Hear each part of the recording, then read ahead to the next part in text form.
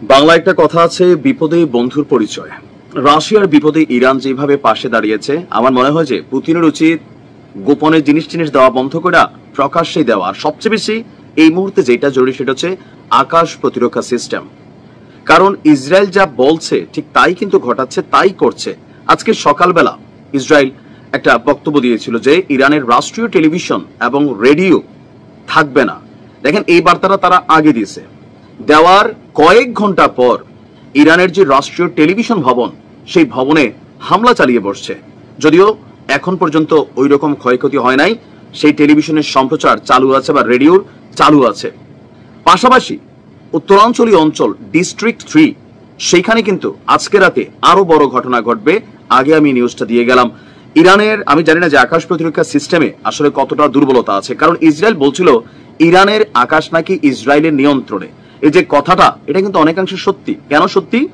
যে হামলার তৃতীয় চতুর্থ দিন ইরান কিন্তু বড় বড় অভিযান চালাচ্ছে।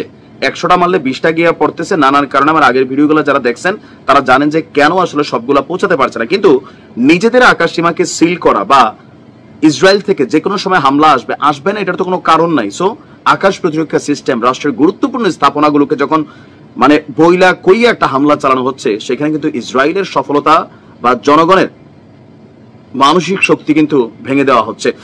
দর্শক, আজকে কিছুক্ষণ আগে আপনার Islamic Republic on Iran broadcasting, যেই ইরানের যে রাষ্ট্রীয় টেলিভিশন ভবনটিতে হামলা চালিয়েছে ইসরায়েল, সম্প্রচারকারকরা স্ক্রিনে প্রদর্শিত টেক্সটে বলছিলেন তাদের সমস্ত অনুষ্ঠান কোনো বাধা ছাড়াই আপনার পুনরায় লাইভ শুরু হচ্ছে। দ্বিতীয় ধাপে বাধা দেওয়ার পর বা হামলার পর কয়েক ঘন্টার ভিতরে বা মিনিটের মধ্যেই, হয়তো ঘন্টাখানেকের মধ্যেই আবার পুনরায় সম্প্রচার শুরু হয়েছে। নিউজ টিকারে বলা হয়েছে ইসরায়েল ইরানের রাষ্ট্রীয় টিভির একটি ভবনকে লক্ষ্য করে হামলা চালিয়েছে। এর আগে আমরা আল জাজিরা এবং ইরানি সংবাদ মাধ্যমের বরাতে দেখতে পেয়েছি ইসরায়েলি হামলা কিভাবে রাষ্ট্রীয় টেলিভিশন ভবনে হয়েছে। একজন উপস্থাপক তিনি টিভিতে সরাসরি সম্প্রচার করছিলেন, তখনই একটি বিস্ফোরণ ঘটে। এরপর তিনি উপস্থাপনা ছেড়ে সেখান থেকে বেরিয়ে যাচ্ছিলেন। আজকে সকালে ইসরায়েলের প্রধানমন্ত্রী ইসরায়েল কারেজ বলছিল, তার নামটাও ইসরায়েল কারেজ, যে ইরানের রাষ্ট্রীয় টেলিভিশন এবং রেডিও অদৃশ্য হতে চলছে। তেহরানের যে জেলায় সম্প্রচারকারী প্রতিষ্ঠানটি অবস্থিত, সেখান থেকে সরে যাওয়ারও সতর্কতা জারি করা হয়েছিল। ইসরায়েলের বক্তব্য, ইরানি প্রচারণা উস্কানিমূলক, সুতরাং এই প্রতিষ্ঠানটাকে তারা গুড়িয়ে দেবে।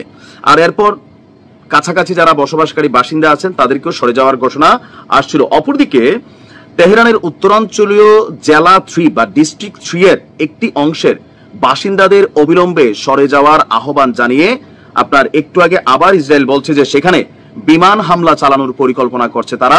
জনগণ যেন নিরাপদ স্থানে চলে যায়, সেখানে যে সামরিক ঘাঁটিগুলো আছে এটার আশেপাশে যেন কেউ অবস্থান না করে।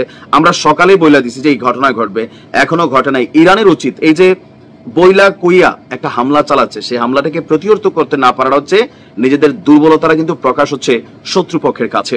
এখন আমরা যতদূর ইরানের সামরিক সক্ষমতার দিক থেকে জানি, S-400 অথবা S-300 এই লেভেলের কিছু আকাশ প্রতিরক্ষা সিস্টেম ইরানের কাছে আছে। যদিও রাশিয়ার সাথে একটা বড় চুক্তি আছে, কিন্তু চুক্তি অনুযায়ী এটা 2026-এর জুন নাগাদ ইরান নতুন আকাশ প্রতিরক্ষা সিস্টেমগুলো পাবে।